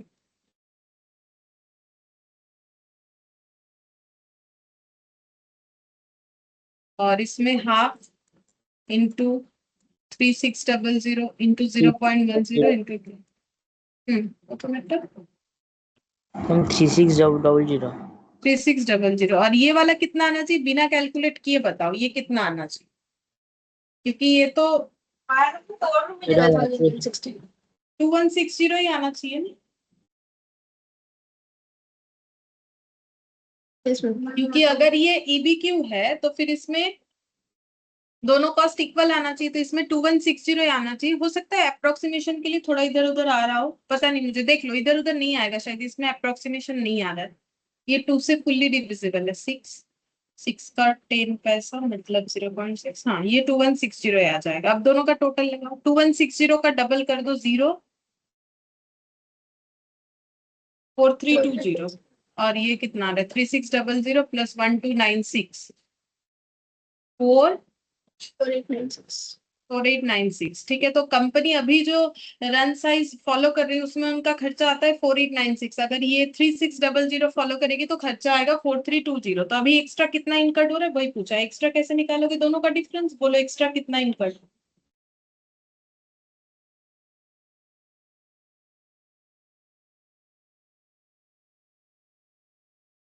Five seven six. 576, ठीक है। 576 एक्स्ट्रा कॉस्ट इनकट, ये पूछा था कि बोल दो एक्स्ट्रा कॉस्ट कितना इनकट, ठीक है। Calculate the holding cost at optimum inventory level. तो ऑप्टिमम इन्वेंट्री लेवल क्या है? जो ईबीक्यू है तो उसमें होल्डिंग कॉस्ट कितना है वो निकालने बोला है, वो ऑलरेडी हम लोग निकाल चुके हैं, बोलो कितना है? फिर भी बोला है तो एक बार दिखा देंगे, लेकिन बोलो कितना है?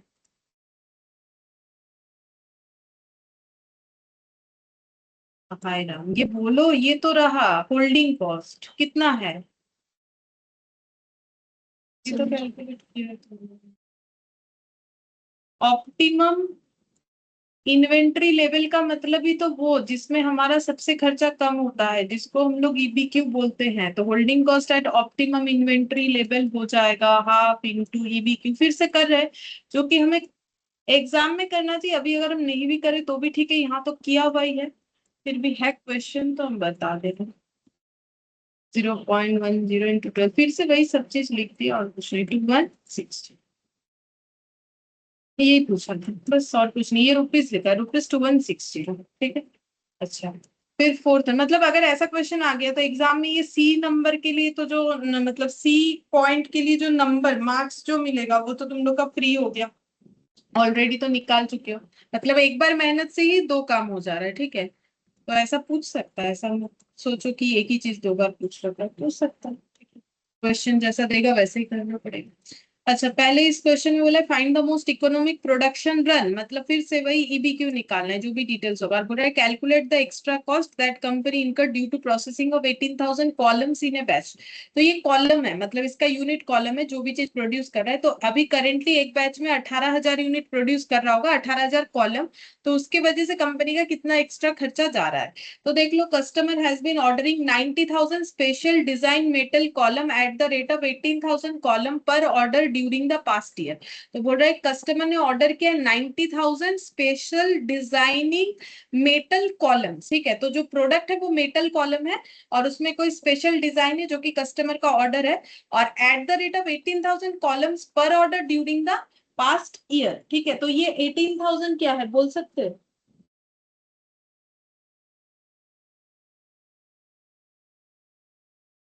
नहीं समझ में आया 18,000 क्या है ये, तो यहाँ बोल रखा है at the rate of 18,000 columns per order during the past year. Past years मतलब पिछले कुछ सालों से ये लोग 18,000 कॉलम पर ऑर्डर के बेसिस पे ही प्रोडक्शन कर रहे हैं।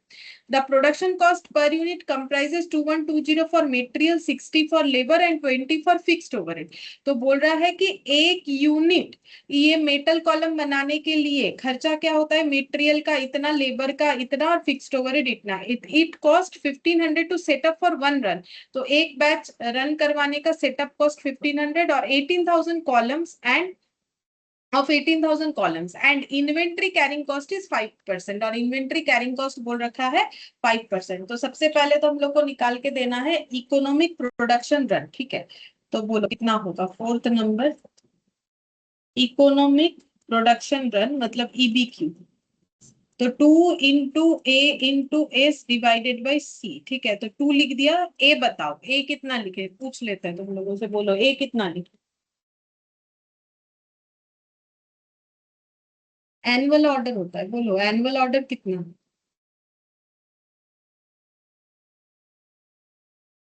90,000। 90,000। सेटअप कॉस्ट पर सेटअप होता है, एक सेटअप का कॉस्ट लिखना पड़ता है। तो सेटअप कॉस्ट पर ऑर्डर कितना है, पर सेटअप, सॉरी पर ऑर्डर बोल रहे, सेटअप कॉस्ट पर सेटअप कितना है।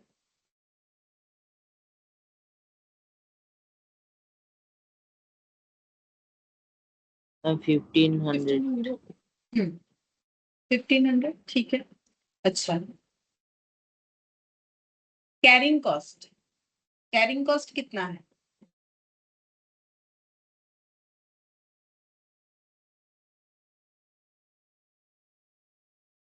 कुछ तो दिख रहा होगा, वो तो बताओ, कैरिंग कॉस्ट कितना दिख रहा है।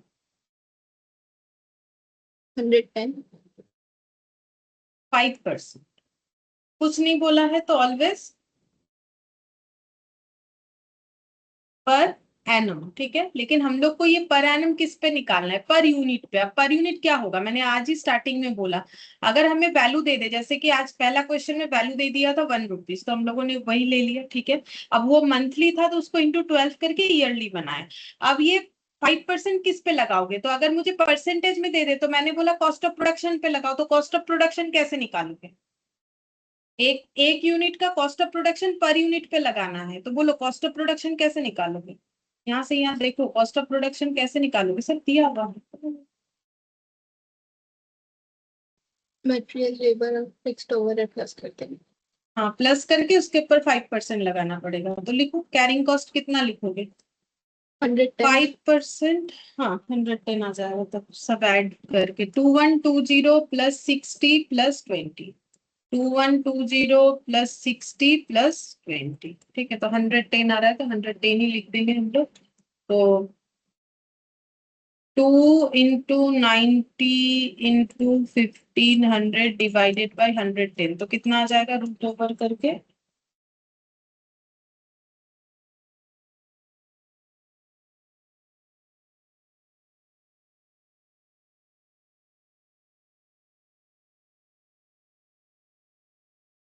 $1,566.69। तो 1567 अप्रोक्सीमेटली इतना कॉलम, यूनिट जो है इतना कॉलम।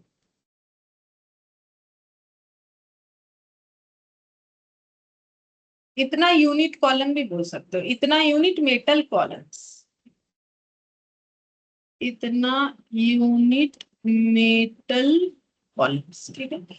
अच्छा, अब नेक्स्ट बोला है कि अभी कंपनी 18,000 के हिसाब से प्रोड्यूस कर रही है तो कितना एक्स्ट्रा खर्चा लग रहा है वो निकालना है। मतलब अभी जो क्वेश्चन किया था थर्ड नंबर में पॉइंट बी में, वैसा निकाल के बताना है तुम लोग को। तो कैलकुलेट करो। खर्चा तो सब पता चल गया, क्या कैसे करके होल्डिंग कॉस्ट निकाला, कैरिंग कॉस्ट सब तो पता है। नेक्स्ट साइज 18,000 करेंटली, और जो हम लोग का ये आया कितना है 1567। यहाँ पर होगा सेटअप कॉस्ट, यहाँ पर लिखेंगे कैरिंग कॉस्ट, और यहाँ पर लिख देते हैं चलो टोटल कॉस्ट, ठीक है। तो सेटअप कॉस्ट कैसे निकलेगा, सेटअप कॉस्ट आ जाएगा जितना सारा सेटअप हमें फॉलो करना पड़ेगा। तो हम लोग का टोटल डिमांड है एनुअल 90,000, 18,000 करके एक बार में प्रोड्यूस करें तो नंबर ऑफ सेटअप कितना होगा इनटू ना था सेटिंग अप कॉस्ट 1500, तो कितना हो जाएगा।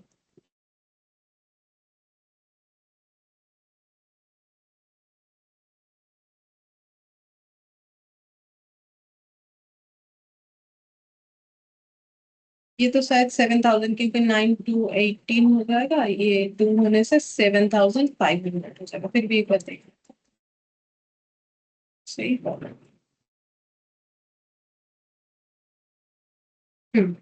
अच्छा, फिर 90,000 डिवाइडेड बाई 1567 इंटू 1500, तो ये आ गया 86,151, ठीक है। अच्छा, कैरिंग कॉस्ट हो जाएगा half into batch size into carrying cost, जो कि 110 आ रहा है, ठीक है। उतना सारा डेटा यहाँ नहीं लिख रहे, 110 आ रहा है, तो 110 बाई मतलब 9,000 हो जाएगा, 9,000, 9 इंटू 11, तो 99, 9,90,000 आएगा ना, 9,000 इंटू 11, 9,90,000, ठीक है। तो 9,90,000 आ रहा है, प्लस 7,500, 9,97,500, 9,97,500। अच्छा, अब ये वाला carrying cost half into 1567 into 110, दोनों सेम आना चाहिए, बट शायद नहीं आएगा क्योंकि अप्रोक्सीमेशन हम बता देते कैसे करने से सेम डेटा आ जाएगा। पहले एक बार देख लेते कितना हम लोग का डिफरेंस दिख रहा है। तो डिफरेंस ये आ रहा है 86,185, ठीक है, 86,185 आ रहा है, और इधर हम लोग का आ रहा है 86 कितना 50, 86,151 आ रहा है, ठीक है। तो हम लोग का दोनों सेम आना चाहिए। तो उसके लिए क्या करेंगे, देखो हम लोग यहाँ कुछ नहीं कर सकते, मतलब यहाँ पर कुछ नहीं दिखा सकते, बट क्या करना पड़ेगा जिससे तुम लोग समझ जाओगे कितना लिखने से हो जाएगा। तो ये जो तुम लोग का 1567 आया था ना, इसको फिर से एक बार कैलकुलेट करो कैसे, 2 इंटू 90,000 इंटू 1,500 डिवाइडेड बाई 110, जितना आया फिर इस पे रूट लगा दो। रूट लगाने से जो आया ये पूरा डेटा कैलकुलेटर पे रहने दो, ठीक है। अच्छा, अब ये डेटा है 90,000 इंटू 1,500 डिवाइडेड बाई इतना करना पड़ेगा, ठीक है। तो इसको कर दो मेमोरी प्लस, पहले मेमोरी से सारा डेटा हटा दो, इसको मेमोरी प्लस कर दिया ठीक है। फिर करना है 90,000 into 1,500 divided by memory recall, memory में जो डेटा रखा है, ठीक है। तो इक्वल कर दो, कितना आया 86,168, इस तरीके से करने से आएगा 86,168। सेम तरीके से फिर से इसको भी फॉलो करना है, ठीक है। तो इसमें कैसे करोगे, तो इसमें भी सेम तरीके से कर लेना है। फिर से दिखाना पड़ेगा मेरे हिसाब से, क्योंकि मेमोरी में एक बार कुछ लिख देने से फिर उसको आउट नहीं करने से कैलकुलेशन सही नहीं बनेगा। तो फिर से वही निकालो कि कैसे करके आया। तो 2 इंटू 90,000 इंटू 1,500 डिवाइडेड बाई 110, ठीक है। फिर इसमें लगा दो रूट। अच्छा, ये आ गया। अब इसको फिर से कर लो, नहीं इसमें इस बार हम लोग डिवाइडेड बाई 2 कर सकते हैं, ठीक है। डिवाइडेड बाई 2 इंटू 110, ठीक है, तो इंटू 110 डिवाइडेड बाई 2 कर लेते हैं, तो देखो कितना आ गया 86,168। देखो दोनों में सेम आ गया, ठीक है, यहाँ पर 86,168 दोनों में देखो सेम वैल्यू आ गया। अब इसके लिए एग्जाम में कैसे समझ में आएगा, मतलब कैलकुलेशन तो तुम लोग कर लोगे, तुम लोग सोच रहे हो कि कैसे करके जो कॉपी देखेगा उसको पता चलेगा कि हम लोगों ने इस तरीके से किया, जरूरी नहीं है, ठीक है। ये करने का मतलब ही हो गया कि तुम लोगों ने सही, जैसे ही ये वैल्यू निकाल लिया ना, ये वैल्यू निकाल लिया, तो ये वैल्यू तभी आएगा जब पूरा डेटा लेके करोगे। तो ये वैल्यू अगर निकल गया तो वो जो कॉपी चेक करे उसको खुद ब खुद समझ में आ जाएगा कि तुम लोगों ने वही प्रोसेस फॉलो किया है।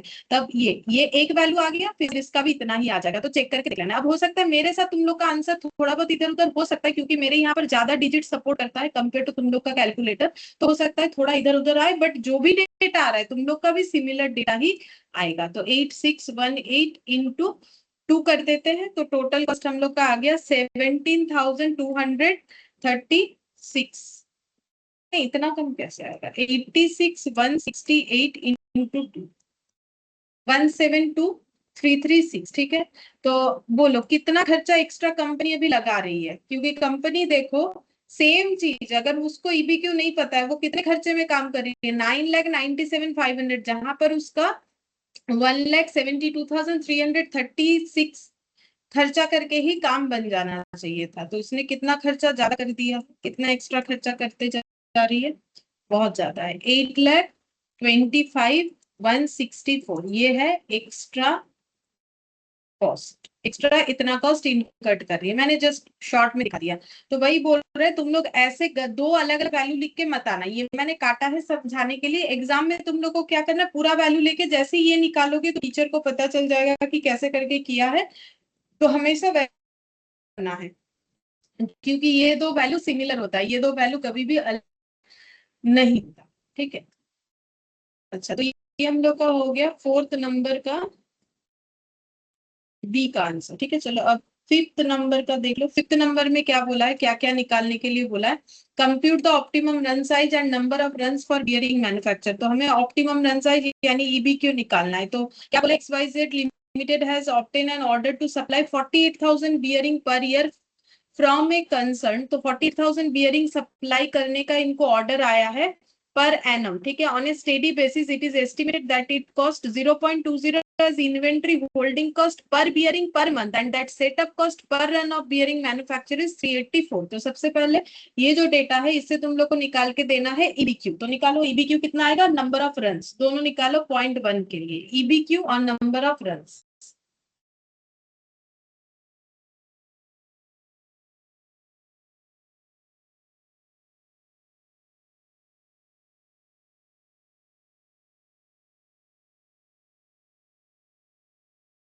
पूछ लेते, बोलो ए कितना लिखे, सी कितना लिखे, एस कितना लिखे।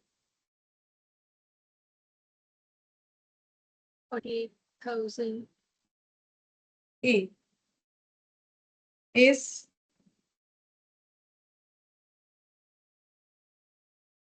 384 2 into 48,000 into 384 into 384 divided by कितना हो जाएगा, सी 0.2 12, 0.2 into 12 पर मंथ है ना,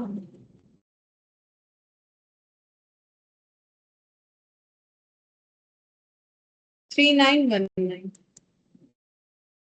अप्रोक्स, ठीक है। फिर बोला है इसी क्वेश्चन में नंबर ऑफ रन्स, बोलो नंबर ऑफ रन्स मतलब कितना सारा बैच रन करवाना पड़ेगा, बोलो आज ही स्टार्टिंग का क्वेश्चन, कितना सारा बैच रन करवाना पड़ेगा। तो जैसे मैंने मुझे अगर 48,000 स्टूडेंट पढ़ाना है, एक बैच में हम 3919 लोगों को पढ़ाएंगे, तो कितना सारा बैच होगा वही बताना, number of batch, number of runs.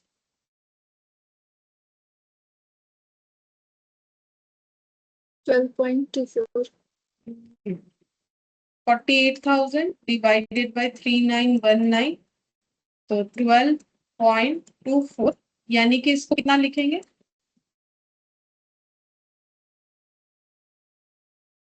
पूरा डिजिट से डिवाइड करके देखो कितना आएगा, 48,000 इसको मेमोरी प्लस कर लो, memory plus 12,000 divided by memory recall.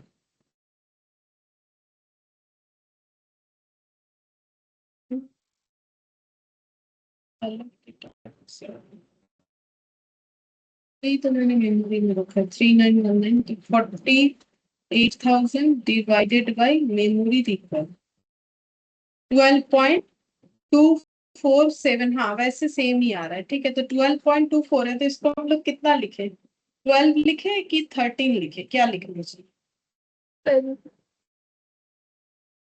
देखो मैथमेटिकली अगर हम लोग जाए तो वैसे तो 12 भी लिखना चाहिए, क्योंकि 5 से ज्यादा नहीं है।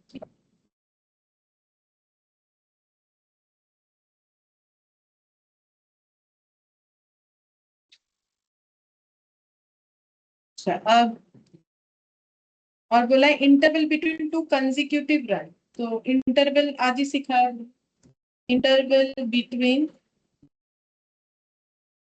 टू रन्स डेज में निकालेंगे हम लोग कितना आता है।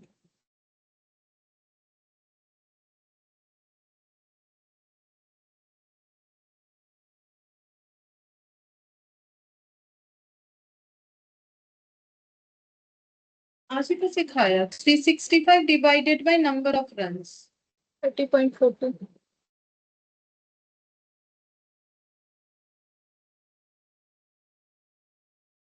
365 डिवाइडेड बाय यहाँ पर देखो, यहाँ पर हम लोग अगर 12 लेंगे तो कितना आएगा, 12 लेने से 365 पॉइंट में आएगा 30.4। 30.42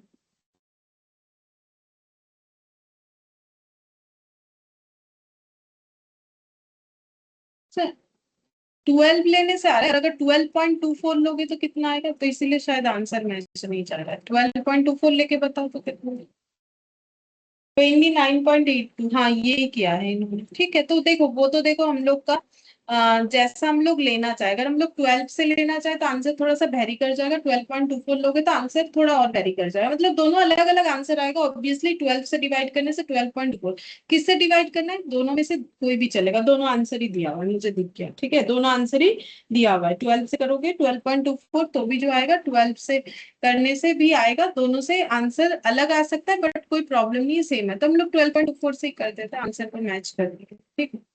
तो ये हो गया। फिर सेकंड हम लोग को बोला है find out extra cost to be incurred if company adopts a policy to manufacture 8,000 bearing per run as compare to optimum run size. अगर 8,000 बियरिंग्स बनाएगा तो फिर हम लोग का जो है कॉस्ट में कितना कॉस्ट एक्स्ट्रा लगेगा वो हम लोग को बताओ।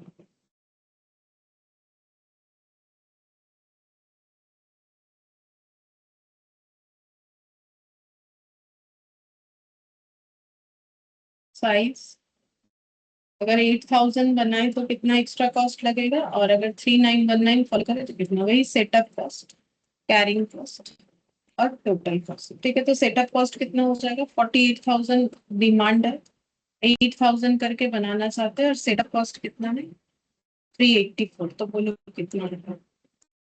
और इसका भी 48,000 डिवाइडेड बाई 8,000 इंटू 3,919 इंटू, और इसमें पूरा वही वैल्यू लेके करना पड़ेगा, नहीं तो फिर से अप्रोक्सीमेशन आ जाएगा।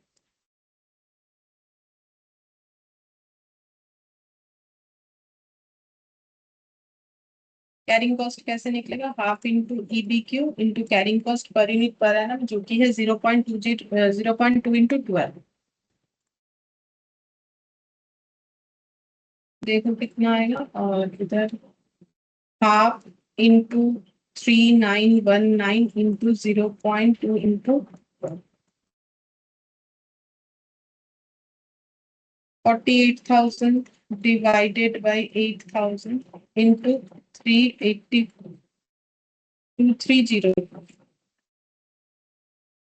और 4,000 इंटू 12 इंटू 0.9600 प्लस 230 1190 और 48,000 अब ये पूरा लेना पड़ेगा, 3919 जो अप्रोक्सीमेशन करके आया था 3919 ये पूरा लेना पड़ेगा, तो ऐसे लेना पड़ेगा 2 into 48,000 into 384 divided by 0.2 divided by 12, फिर इसका ये वैल्यू लग जाएगा। अब इसको हमें करना पड़ेगा मेमोरी प्लस, ठीक है मेमोरी प्लस कर दिया 48,000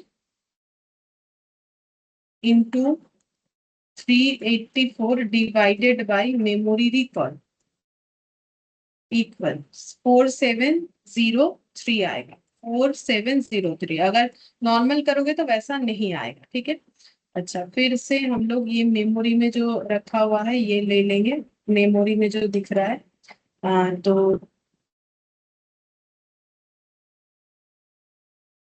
0 मतलब 0.2 into 12 divided by 2 into memory record 4703 आपने, ठीक है 4703। अब इसका डबल कर दो कितना टोटल कॉस्ट में 9406। तो डिफरेंस कितने का आ गया, वही एक्स्ट्रा कॉस्ट हो, तो एक्स्ट्रा तो लगा रहा है कंपनी दिख रहा है 11,000 समथिंग है, ये 9,000 समथिंग है, एक्स्ट्रा कॉस्ट कितना होगा 2498। 2498 एक्स्ट्रा कॉस्ट। तो आज देखो लगभग सब एक जैसा ही क्वेश्चन हम लोग कर रहे हैं, इस तरीके का ही आता है। Give your opinion regarding run size of bearing manufacture assume 3। अच्छा यहाँ 365 डेज इन ईयर बोल दिया था, तो जब हम लोग इंटरवल निकालेंगे तो डेज में ही निकालना पड़ेगा, ठीक है हमेशा। अच्छा तो जैसे मैंने बोला अगर क्वेश्चन कुछ बोलेगा देन फॉलो द क्वेश्चन, और हम लोग को बोल रहा है कि हमें ओपिनियन देना है run size of bearing manufacture. तो बोल रहा है बियरिंग मैन्युफैक्चर का जो रन साइज है उसके लिए ओपिनियन देना है। ओपिनियन देने का मतलब है कि रन साइज अगर 3919 हुआ तो क्या होगा, रन साइज अगर हम लोग का 3919 नहीं हुआ तो क्या मतलब लॉस है, तो उसमें हम लोग का लॉस ये है कि खर्चा एक्स्ट्रा लगेगा, इस चीज को हमें लिख के दिखाना पड़ेगा। ठीक है तो ये 4th नंबर पॉइंट जो है इसको हम एक बार बाकी रखते हैं, ये लिखवा देंगे नेक्स्ट क्लास में क्या होगा। और ये केस सिनेरियो का क्वेश्चन भी हम लोग का बाकी रह गया, ठीक है, और एमसीक्यू कुछ बाकी है। ठीक है इतना तो एक साथ ये मतलब पूरा कंप्लीट तो हो नहीं पाएगा वैसे भी, ठीक है तो हम लोग बाकी जो है नेक्स्ट क्लास में ही करेंगे।